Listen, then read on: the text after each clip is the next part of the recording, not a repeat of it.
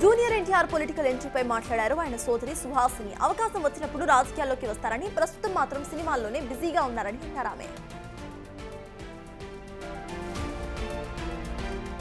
Suhasini comments తో junior NTR political entry ఉంటుంది అనే దానిపై ఆసక్తికర చర్చ జరుగుతోంది. ఆయన ఎంట్రీ కోసం ఫ్యాన్స్ ఆశగా ఎదురు చూస్తున్నారు. రాజకీయాల్లోకి గనక వస్తే తెలంగాణలోనా లేక ఏపీలోనా అనే దానిపై చర్చ జరుగుతోంది. ఏ పార్టీలో ఎలా ఎంట్రీ ఉంటుంది అనే దానిపై కూడా హాట్ డిస్కషన్ నడుస్తోంది.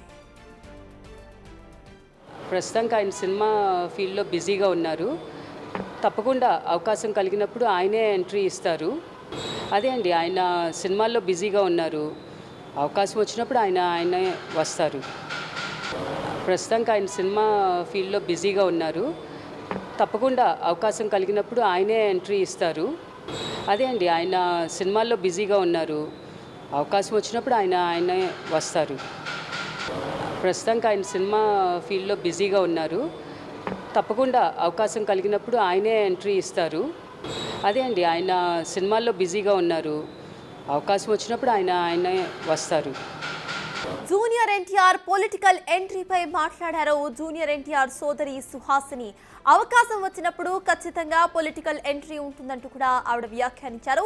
ప్రస్తుతం అయితే సినిమా లైనప్ తో బిజీగా ఉన్నారంటూ కూడా కామెంట్ చేశారు. దీనికి సంబంధించిన పూర్తి updates my associate input editor Ganesh అందించడానికి సిద్ధంగా ఉన్నారు. గణేష్, చెప్పండి, ప్రెసెంట్ సుహాసిని చేసిన కామెంట్స్ ని ఎలా చూడాలి? ఇంతకు ముందు నుండి ఇటు జూనియర్ ఎన్టీఆర్ పొలిటికల్ ఎంట్రీపై ఫ్యాన్స్ ఎంతో ఆతృతగా ఎదురు చూస్తున్నారు. సో ఇప్పుడు ఇటు సుహాసిని ఇచ్చిన స్టేట్మెంట్ తో వాళ్ళకు ఒక పాజిటివ్ స్టేట్మెంట్ అనే కోణంలో మనం ఆలోచించంటారా? ఎందుకంటే జూనియర్ ఎన్టీఆర్ తారక్ రాజకీయ ప్రవేశం కోసం ఇప్పుడు కాదు, చాలా కాలం నుంచి 2009 నుంచి కూడా ఒక ప్రచారం జరుగుతుంది. ఉమ్మడి రాష్ట్రం ఉండగానే జూనియర్ ఎన్టీఆర్ రాజకీయాల్లోకి వచ్చారు. ఆ రోజున విస్తృతంగా తెలుగుదేశం పార్టీ తరఫున ప్రచారం చేశారు. ఆ తర్వాత కొంత ఆయన యాక్సిడెంట్కి గురవడం, ఆ తర్వాత కొంత రాజకీయాలు కొంచెం వచ్చిన పరిణామాలు కొంచెం దూరంగా ఉండడం జరిగింది. కానీ ఎప్పుడు ఏ సందర్భం వచ్చినా జూనియర్ ఎన్టీఆర్ రాజకీయ ప్రస్థానం కోసం జూనియర్ ఎన్టీఆర్ తెలుగుదేశంలో యాక్టివ్గా ఉంటారా లేకపోతే మిగతా పార్టీలోనికి వెళ్తారనేది ఒక అతిపెద్ద చర్చ జరుగుతూ ఉంటుంది. ఇప్పుడు ఆమె తన సోదరి సుహాసిని చేసిన కామెంట్స్ అనేవి మళ్ళీ ఒక కొత్త ఆలోచన కావచ్చు, లేకపోతే జూనియర్ ఎన్టీఆర్ అభిమానులకు కావచ్చు, లేకపోతే మిగతా రాజకీయ పక్షాల్లో ఒక చర్చకి కావచ్చు దారితీసింది. ఎందుకంటే సుహాసిని చేసిన కామెంట్స్ చాలా సీరియస్ కామెంట్స్గా చూడాలి. ఎందుకంటే ఆయన తండ్రి హరికృష్ణకి సంబంధించిన నివాళులర్పించిన సందర్భంలో మీడియాతో మాట్లాడుతూ ఆవిడ ఖచ్చితంగా జూనియర్ ఎన్టీఆర్ రాజకీయాల్లోకి వస్తారు, ఆయన సినిమాల్లో బిజీగా ఉన్నారు కాబట్టి ఆ సినిమాలు బిజీ అయిన తర్వాత ఖచ్చితంగా ఆయన రాజకీయ అరంగేట్రం చేస్తారని చెప్పడం. అంటే ఇప్పటివరకు తెలుగుదేశం పార్టీలో ఆయన సభ్యుడిగా ఉన్నాడా లేదనేది గతంలో ఆయన 2009లో విస్తృతంగా ప్రచారం చేస్తున్నప్పుడు తెలుగుదేశం కార్యకర్తగా నేను ప్రచారం చేస్తున్నానని జూనియర్ ఎన్టీఆర్ తారక్ ప్రకటించారు. ఆ తర్వాత ఆయన ఆ సభ్యత్వం ఉందా లేదా అనేది ప్రశ్న కంటే తెలుగుదేశం పార్టీలో ఆయన ఇన్యాక్టివ్గానే ఉన్నారు. ఎందుకంటే ఆ పార్టీలో ఉండే అంతర్గత విభేదాలు కావచ్చు, లేకపోతే చంద్రబాబు నాయుడుతో ఉండే గ్యాప్ కావచ్చు, లేకపోతే మిగతా అనేక అంశాల్లోన చాలా వరకు దూరంగానే ఉంటూ వచ్చారు జూనియర్. సినిమాలకి కేవలం పరిమితమయ్యారు. సినిమాలపైన చాలా ఇంట్రెస్ట్ చూపిస్తున్నారు. ఈ విధంగా తన రాజకీయం జరుగుతుంది. కానీ ఇప్పుడు సుహాసిని చేసిన కామెంట్స్లో ఆయన సినిమాల్లో బిజీగా ఉన్నారు, ఈ బిజీ అయిన వెంటనే రాజకీయాలు ఎంట్రీ ఇస్తారని చెప్తున్న కామెంట్స్ ఏవైతే ఉన్నాయో ఇవి కీలకమైన చర్చకు దారితీస్తున్నాయి. ఎందుకంటే ఈ మధ్య కాలంలోనే జూనియర్ ఎన్టీఆర్కి సంబంధించిన ఒక విషయంలో, అంటే వార్ సినిమా షూటింగ్ సంబంధించిన ఏదైతే అనంతపురం ఎమ్మెల్యే దగ్గుపాటి వెంకటేశ్వర ప్రసాద్ చేసిన కామెంట్స్ రాష్ట్ర వ్యాప్తంగా సంచలనం కలిగించాయి. తారక అభిమానులు పూర్తిగా నిరసనలు తెలియజేశారు. ఎమ్మెల్యే క్షమాపణ చెప్పాలంటూ 2 రాష్ట్రాల్లో కూడా, అంటే హైదరాబాద్తో పాటు అనేక ప్రాంతాల్లో, ఆంధ్రప్రదేశ్లో ప్రత్యేకంగా జూనియర్ ఎన్టీఆర్ అభిమానులు చాలా వరకు నిరసనలు తెలియజేశారు. ఎమ్మెల్యే చేసిన కామెంట్స్ పైన వాళ్ళు విరుచుకుపడ్డారు, క్షమాపణ చెప్పాలన్నారు. దీనిపైన దగ్గుపాటి స్పందించారు. తర్వాత ఏదైతే ఆ కాల్ రికార్డ్స్ ఆ రోజున చేశాడో ఆయనతో సంబంధించిన వ్యక్తి దాన్ని మీడియాతో మాట్లాడడం జరిగింది. ఇలాగా అతిపెద్ద చర్చ అనేది జూనియర్ ఎన్టీఆర్ విషయంలో జరుగుతూ వచ్చింది. ఇప్పుడు ప్రత్యేకంగా అంటే ఎప్పటికప్పుడు, అంటే గతంలో కూడా మనం కొడాలి నానికి సంబంధించి, కొడాలి నాని జూనియర్ ఎన్టీఆర్కి చాలా సన్నిహితంగా ఉండే వ్యక్తి. చాలా వరకు ఆయన తెలుగుదేశం పార్టీ నుంచి వైసీపీకి వెళ్ళిన తర్వాత కూడా జూనియర్ ఎన్టీఆర్కి సంబంధించిన అనేక కామెంట్స్ చేయడం, ఆయన రాజకీయాల్లోకి వస్తారు, రావాలి, ఆయనకి సరైన ప్రాధాన్యత ఇవ్వటం లేదనేది, ఆయన వైసీపీలో ఉంటూ కూడా తెలుగుదేశం సంబంధించిన ఆయన జూనియర్ ఎన్టీఆర్ సంబంధించిన ప్రాధాన్యత ఇవ్వట్లేదనేది చాలా వరకు కొడాలి నాని చాలా వరకు ప్రచారం చేస్తూ వచ్చారు. అనేక విమర్శలు, చర్చ జరుగుతుంది. ఇప్పుడు తన సోదరి ఖచ్చితంగా సుహాసిని ఆమె చేసిన కామెంట్స్ కావచ్చు, ఆమె చేసిన ప్రకటన కావచ్చు, నిజంగా మనం చెప్పాలంటే రాజకీయాలు ఇది విధానపరమైన ప్రకటన అనుకోవాలి. అంటే జూనియర్ ఎన్టీఆర్ ఖచ్చితంగా రాజకీయాల్లోకి వస్తారు, ఆయనకు ఆసక్తి ఉంది, ఈ సినిమాలు అయిన వెంటనే వస్తారనేది మనం ఆలోచించాల్సిన విషయం. ఎందుకంటే సుహాసిని కూడా మనకి 2018లో ఆవిడ తెలుగుదేశం పార్టీ నుంచి కూకట్పల్లి నియోజకవర్గం నుంచి పోటీ చేశారు టీడీపీ తరఫున. ఆవిడ టీడీపీలో ఇప్పటికీ యాక్టివ్ మెంబర్గా కొనసాగుతున్నారు ఉంది కాబట్టి నిజంగానే తెలుగుదేశంలో ఆయన వచ్చే అవకాశం ఉందా? ఎందుకంటే ఆవిడ తెలుగుదేశం పార్టీ సభ్యురాలుగానే కొనసాగుతున్నారు, తెలుగుదేశం కార్యక్రమాల్లో చాలా వరకు పాల్గొంటున్నారు, ఈ మధ్య కాలంలో అనేక కార్యక్రమాల్లో పాల్గొన్నారు. అంటే 2018లో ఓటమి చెందిన తర్వాత కూడా ఆమె అడపాదడప కార్యక్రమాల్లో పాల్గొంటున్నారు, తెలుగుదేశం సభ్యురాలుగానే ఉన్నారు. ఎందుకంటే ఆవిడ ఇతర పార్టీలతో ఎక్కడ సంబంధాలు లేవు, ఆమె తెలుగుదేశం సభ్యురాలుగానే కొనసాగుతూ వస్తున్నారు.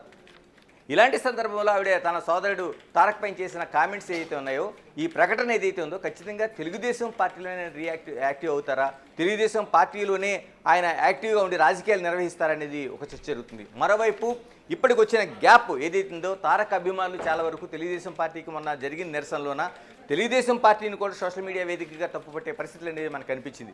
అంటే ఈ గ్యాప్లోన ఏమైనా కొత్త రాజకీయ ఆలోచనలు ఏమైనా, ఎందుకంటే రాజకీయాలు ఏమైనా జరగవచ్చు, గుర్రం ఎగరవచ్చు అన్నట్టు రాజకీయాలు ఏమైనా జరగచ్చు. ఎందుకంటే ఆంధ్రప్రదేశ్ రాజకీయాలు కావచ్చు, తమిళనాడు రాజకీయాలు కావచ్చు, నటులు అంటే హీరోలుగా ఉండేవాళ్ళు కావచ్చు, ఒక ప్రజాదరణ ఉండే రాజకీయ నాయకులు పార్టీలు పెట్టడం, సక్సెస్ కావడం, తర్వాత అనేక సందర్భాలు ఉన్నాయి. ఎందుకంటే జూనియర్ ఎన్టీఆర్ తీసుకుంటే సీనియర్ ఎన్టీఆర్ ఆయన తెలుగుదేశం పార్టీ వ్యవస్థాపకుడిగా ఒక ప్రబంధం సృష్టించిన దాఖలాలు కావచ్చు, చిరంజీవి కావచ్చు, తర్వాత ఇప్పుడు పవన్ కళ్యాణ్ డిప్యూటీ సీఎంగా ఆంధ్రప్రదేశ్లో ఉన్న జనసేన అధినేత పవన్ కళ్యాణ్ కావచ్చు, ఇలాగా అనేక మంది పార్టీలు ఏర్పాటు చేశారు. ఈ మధ్యకాలంలో చూసుకుంటే మనకి దళపతి విజయ్ తమిళనాడులోనే ఏర్పాటు చేసిన పార్టీ వెట్టి కళగం కూడా ఒక సంచలనం కలిగిస్తుంది. ఎందుకంటే ఒక రాజకీయాలకు దగ్గరగా మళ్ళీ అంటే చాలా వరకు ఒక గ్యాప్ వచ్చింది మధ్యలోన. సినీ నాయకులు రాజకీయాలు, సినీ హీరోలు ఎవరైతే ఉన్నారో రాజకీయాలు పార్టీలు పెట్టడం కొంత గ్యాప్ వచ్చింది. మళ్ళీ పవన్ కళ్యాణ్ దాన్ని ఒక తిరగరాశారు. ఈ రోజున ఆంధ్రప్రదేశ్లో 100% ఆయనకి ఇచ్చిన సీట్లని గెలుచుకునే డిప్యూటీ సీఎంగా ఈరోజు ఉన్నారు. ఈ దశలోన మళ్ళీ రాజకీయ పార్టీలకి ఏదైతే ఉన్నారో ఒక సినీ హీరోలు ఆ ప్రస్థానం కొనసాగుతుందన్నట్టుగా మనం భావించాలి. అందులోనే విజయ్ పెట్టిన పార్టీ కావచ్చు, ఇవన్నీ కూడా కొనసాగుతున్నాయి. ఎగ్జాక్ట్లీ గణేష్, రీసెంట్గా ఇటు టీడీపీకి ఇటు ఎన్టీఆర్కి కొంత గ్యాప్ వచ్చినట్టుగా ఇటు ఫ్యాన్స్లో చర్చలు కనిపించాయి, పొలిటికల్ సర్కిల్స్లో కూడా ఇటు ఒక డిస్కషన్ అనేది నడిచింది. మరి ఒకవేళ కనుక జూనియర్ ఎన్టీఆర్ యొక్క రైట్ రాజకీయ ఎంట్రీపై ప్రస్తావన వచ్చింది కాబట్టి ఆయన టీడీపీతోనే టైఅప్ అయి ఉంటారా, లేకపోతే వేరే పార్టీస్తో కలిసి వస్తారా అనే కోణంలో కూడా ఆలోచించాల్సిన అవసరం ఉందంటారా? ఎస్, ఖచ్చితంగా. ఎందుకంటే జూనియర్ ఎన్టీఆర్కి సంబంధించి చాలా వరకు అంటే ఈ మధ్య కాలంలో వచ్చిన గ్యాప్ చిన్న గ్యాప్ కాదు, తెలుగుదేశం పార్టీతో అతిపెద్ద గ్యాప్ అని చెప్పాలి. ఎందుకంటే ఆయన 2009లో ఒక యాక్టివ్ కార్యకర్తగా 2 రాష్ట్రాల్లో కూడా పర్యటించిన సందర్భం ఉంది. ఖమ్మం నుంచి ఆయన తిరిగి హైదరాబాద్ వస్తున్న సందర్భంలో, అంటే ఉగాదికి ముందు రోజు వస్తున్న సందర్భంలో ఆయనకి జరిగిన ఒక యాక్సిడెంట్లో తీవ్రంగా గాయపడ్డారు, ప్రాణాలతో బయటపడ్డారు. ఆ తర్వాత కూడా ఆయన ఆ బెడ్పై నుంచి తన తెలుగుదేశం కార్యకర్తగా ప్రచారం చేశాను, తనకు పునర్జన్మ ఇది, నేను ఇంటికి వస్తున్నాను. ఆ రోజు నల్గొండలో జరిగిన ప్రమాదం తర్వాత కూడా ఆయన ఒక యాక్టివ్ కార్యకర్తగా ఉన్నారు. కానీ ఆ తర్వాత రాజకీయ పరిణామాలు రాను అంటే తెలుగుదేశం పార్టీ ఇప్పుడు అధికారం వచ్చిన సందర్భంలో కూడా ఎక్కడ కూడా జూనియర్ ఎన్టీఆర్ ప్రచారం కావచ్చు, ఆయన ప్రస్తావన కావచ్చు, ఆయన పేరు కావచ్చు, అంటే కడపలో జరిగిన మహానాడులో కూడా జూనియర్ ఎన్టీఆర్ పేరు ఎక్కడ కూడా ప్రస్తావన లేకుండా ఆ సభలు జరిగినాయి. అంటే దీన్ని బట్టి ఆ పార్టీతో చాలా అతిపెద్ద అగాధం అనేది ఉంది. ఆ పార్టీతో ఎటువంటి సంబంధాలు లేకుండా, కీలకమైన నేతలతోనే కాదు ఆ పార్టీతోనే సంబంధాలు లేకుండా ఉన్నట్లుగా మనకు స్పష్టంగా కనిపిస్తుంది.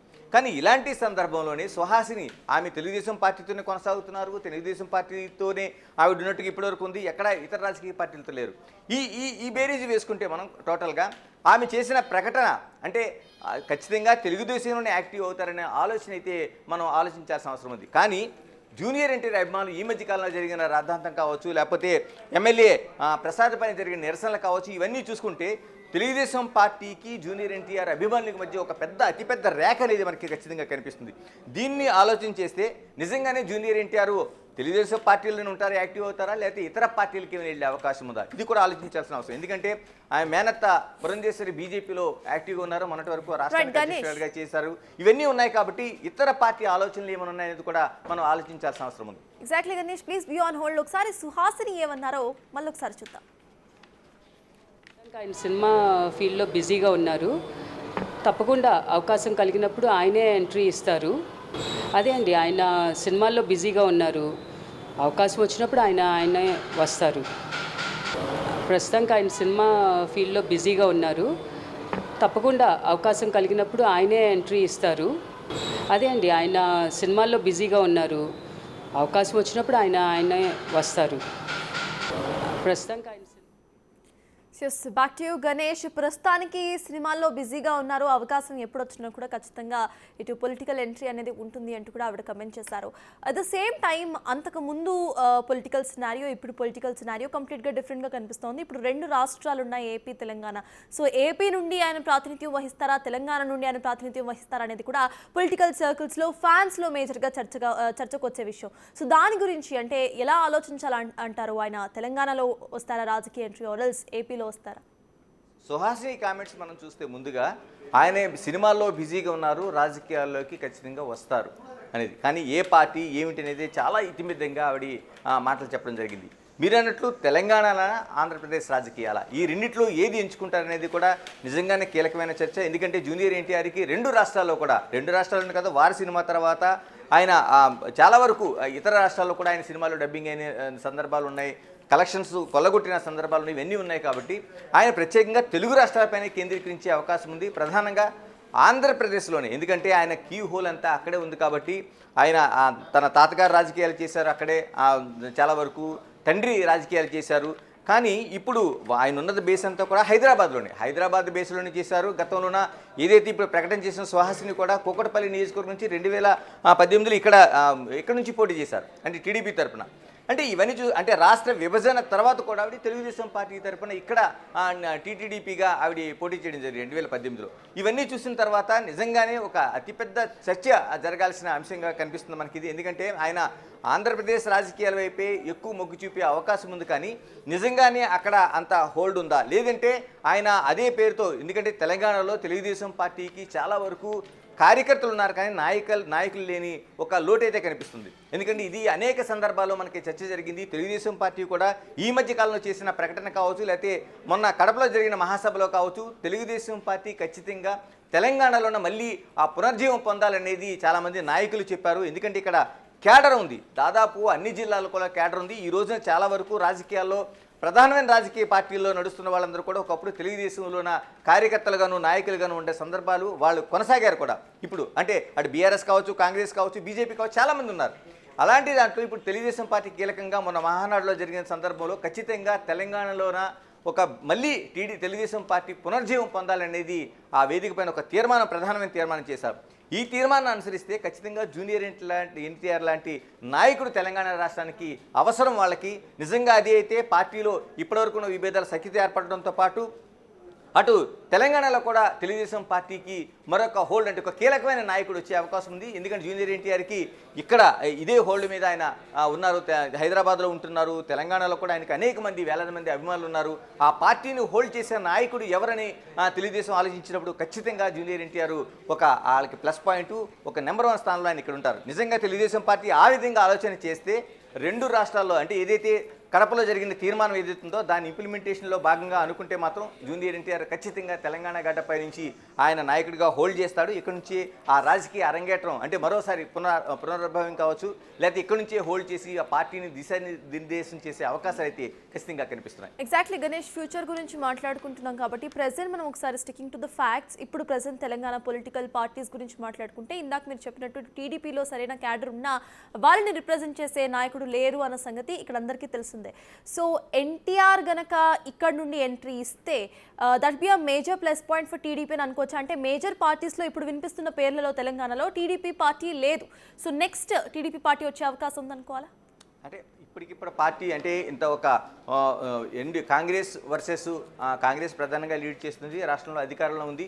మరోవైపు బీఆర్ఎస్, బీజేపీ, ఈ 3 త్రిముఖ పోటీగా జరుగుతున్న ఆ సందర్భంలోన ఇప్పుడు నిజంగా తెలుగుదేశం వచ్చి నెక్స్ట్ ఎన్నికల్లో అధికారం చేపడుతుంది అనేది మనం నిజంగానే రాజకీయాల్లో అతిపెద్ద ఆలోచన కానీ అతిపెద్ద ఒక మార్పు కానీ చూడాలి. కానీ అంత అవకాశం ఉంటుందని చెప్పలేం. కానీ తెలుగుదేశం పార్టీ పూర్తిగా తెలంగాణలో జీరో అయిపోయింది. ఎందుకంటే ఇక్కడ రాష్ట్ర కార్యాలయం హైదరాబాదులో ఉంది తప్పించి ఎన్టీఆర్ భవనం ఇక్కడ నిజంగానే కార్యకర్తలు ఉన్నా ఇక్కడ రాని పరిస్థితి, నాయకులు వచ్చి ఒక గెస్ట్ హౌస్గా ఉపయోగించుకుంటున్న పరిస్థితి మాత్రమే మనకు కనిపిస్తూ ఉంటుంది. ఎందుకంటే ఎన్టీఆర్ భవన్ అనేది అంటే ఉమ్మడి రాష్ట్రంలో ఒక కీలకంగా నడిపించిన ఒక కార్యాలయం. అలాంటి కార్యాలయం ఈ రోజున కేవలం అక్కడ వచ్చి ముఖ్య నాయకులు వచ్చి చిన్న చిన్న సభలు సమావేశాలు ఏర్పాటు చేసుకోవడం తప్ప మిగతా దేనికి లేదు. ఒకప్పుడు రాజకీయాలకు చక్రం తిప్పిన పార్టీ ఇక్కడి నుంచి టికెట్ల పంపిణీ ఉమ్మడి రాష్ట్రంలోన అంటే రాష్ట్ర విభజన తర్వాత కూడా ఆ స్థాయిలో చేయగలిగిన ఆ కార్యాలయం ఈ రోజున చూస్తే అదంతా వెలవెలిపోతుంది.